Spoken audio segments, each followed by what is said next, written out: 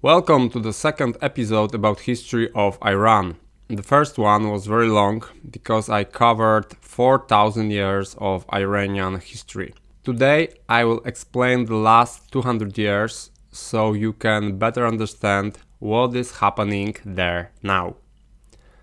The period from 17 AD to 1900 in Iran is dramatic sage of blood, shifting borders, and proud ancient empire violently dragged into the modern age. It is the story of the rise of the Qajar dynasty, a continuous imperial rivalry of influence and control, and the slow, rumbling awakening of Iranian people. In 1780, Iran was fractured. The Safavid Empire was a distant memory, and the relatively benevolent Zand dynasty was slowly crumbling. From the northern steppes emerged a terrifying, brilliant, and utterly ruthless figure, Aga Mahmed Khan Qajar. Captured and castrated as a boy by political rivals, Aga Mahmed Khan's life was defined by a cold, calculating drive for absolute power, while the last Zand ruler, the violent Lotf Ali Khan, fought with romantic heroism. Aga Mahmed Khan fought with brutal pragmatism. By 1794, the Zand dynasty was destroyed, its final ruler killed, and the city of Karman literally blinded. Aga Mahmed Khan ordered the extraction of 20,000 pair of eyes from the citizens for giving shelter to his rivals.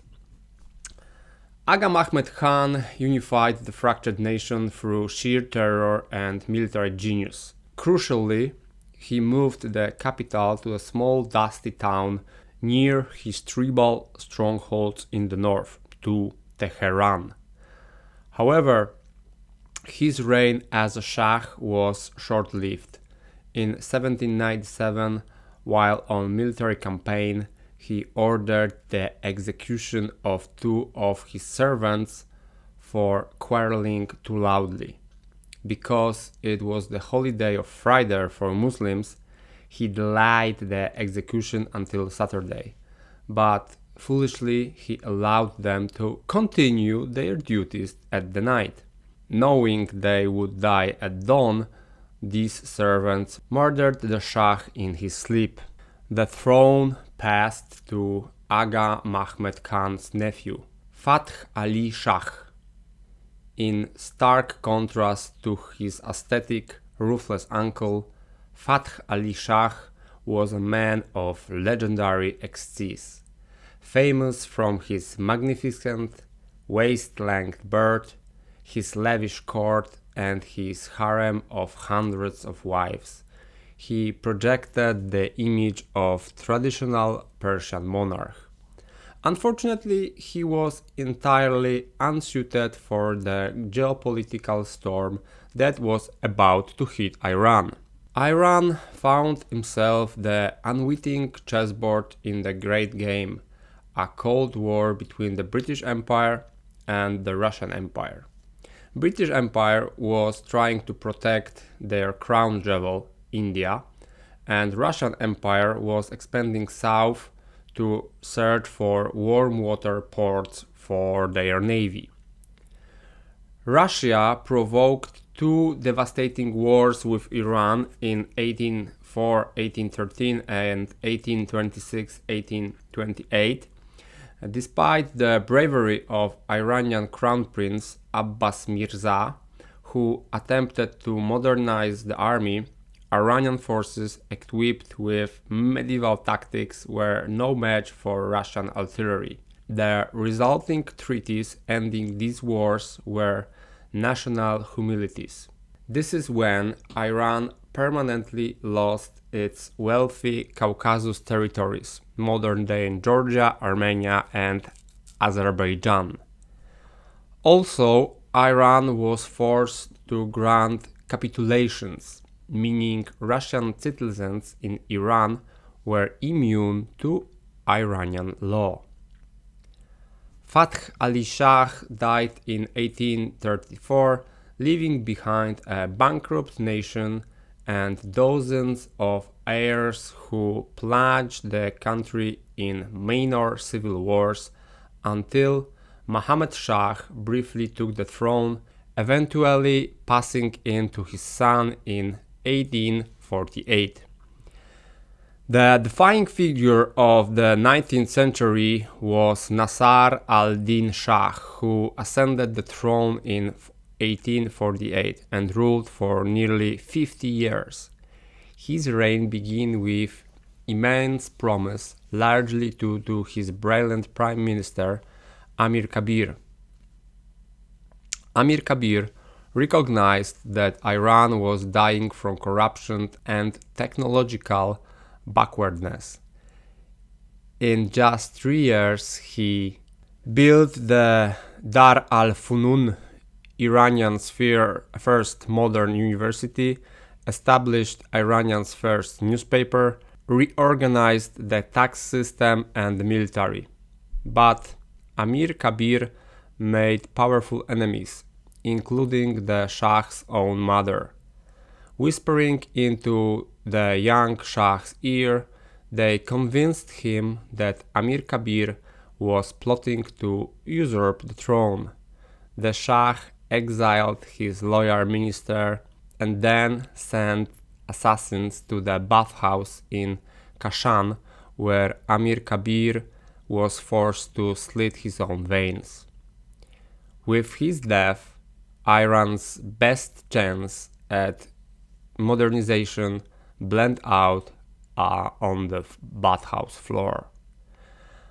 Following this, Nasser al-Din Shah became the first modern Iranian monarch to visit Europe. He was captivated by Western technology, railways, telegraphs, and photography. But rather than building these industries internally, he chose a disastrous shortcut: concessions. To fund his lavish European tour and prop up his failing economy, the Shah began selling the rights to Iranian's natural resources to British and Russian businessmen. He sold the rights to the national railways, mining, banking systems, and telegraphs. Iran was effectively being auctioned out to foreigners. The breaking point arrived in 1890. Nasser al-Din Shah granted a British subject, Major G.F. Talbot, a 50-year monopoly over the entire production, sale, and export of Iranian tobacco. Tobacco was ubiquitous in Iran. Suddenly, Iranian farmers had to sell their crops to British company, and Iranian citizens had to pay back them. The resulting outrage sparked the tobacco protest of 1891. In unprecedented display of unity, three pillars of Iranian society joined forces: the merchants, the intelligentsia, and the clergy, who view foreign dominance as a threat to Islam. The leading cleric of this time issued a fatwa declaring that this use of tobacco was declaring war on the hidden imam. The boycott was incredibly successful. Even the Shah's wives refused to smoke in palace. Humiliated, Nasser al-Din Shah was forced to cancel the concession, plunging the state into heavy foreign debt to pay for the cancellation fee. But the tobacco protest was the first time that Iranian people successfully challenged the absolute power of the Shah. It proved that the throne was vulnerable. On the May 1st, 1896, Nasser al-Din Shah was visiting a shrine near Tehran. A follower of a prominent anti-nationalist intellectual approached the Shah and shot him through the heart. The era of long Shah was over. As the clock struck 20th century, his chronically ill and weak son, Mozaffar al-Din Shah, sat on the throne of a deeply indebted nation.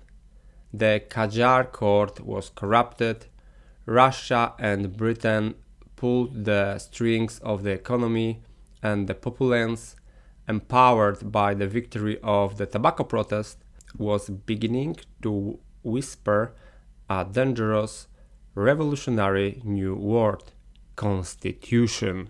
The stage was set for the explosion of Constitution Revolution of 1905, forever changing the trajectory of the Middle East. And finally, World War I break out. Iran declares neutrality, but nobody really respects his neutrality because there is oil, so they have to fight. And Iran become, despite not wanting to, somewhat an area of war between Russia, Great Britain, and the Central Powers. After the war, Reza Khan comes to power with British support, a man who became a dictator from 1921 in Iran, and he introduced very far-reaching reforms in the country. He introduced far-reaching modernization of both the army and the entire state administration. He started building a system of secular schools. He ordered, even commanded Iranians to wear European clothes and forbid old Islamic costume altogether. He forbade women to wear traditional chadoras, even to the point when the police caught women on the street and tore these chadras of them. So the Europeanization, so to speak, was quite brutal. Of course, he also created the Trans-Iranian Railway, creating a modern army, and it was a big civilizational leap for Iran. However, the period of Second World War came and Iran again declared neutrality, but again it could not maintain this neutrality due to the fact that both sides, the Axis and the Allies, known about the great Iranian oil reserves, which were crucial for their strategic goals. So primarily the British tried to maintain control here, and again an invasion of Iran occurred. The Russian struck from the north and the British from the south, and Reza Shah was imprisoned, and in his place was introduced the initially puppet Mohammad Reza Pahlavi, who was the last Shah of Iran. And this last Shah of Iran was really a puppet in the hands of Western powers. Oil was sucked out from Iran in a particularly uncontrolled way. So the Iranians decided to put an end to this. They decided to overthrow this compromised Shah, and simply the Prime Minister of Iran, Mohammad Masdahah, came to power. He nationalized the British BP, and from then the Iran started earning on his own oil.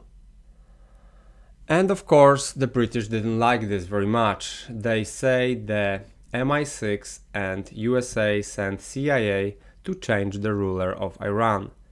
The democratic prime minister was overthrown and the Shah was coming back. And the Iran saw that they now are visibly just a puppet played by the Americans and the British. Now the Americans wanted to make a Western country out of Iran with the help of this Shah. Pahlavi carried out a moral revolution. Women in Iran received voting rights. This is the 1960s. Women could dress freely, and this is exactly what is presented today in media as the wonderful period of Iranian history, the White Revolution in Iran. Iran as such a pro-Western, modern country, and so on, so on. Expect, of course, it was an Iran that was a United States puppet, and on the one hand they profited by exploiting the Iran, and the other hand they tried to eliminate the traditional Iranian society and impose such a Western European lifestyle on Iranians. And this was very disliked because a very strong opposition was growing in Iran against the Shah and against the fact that their wonderful country is a puppet to the West. And finally, famous Islamic revolution took place, which exactly overthrew the Shah for good.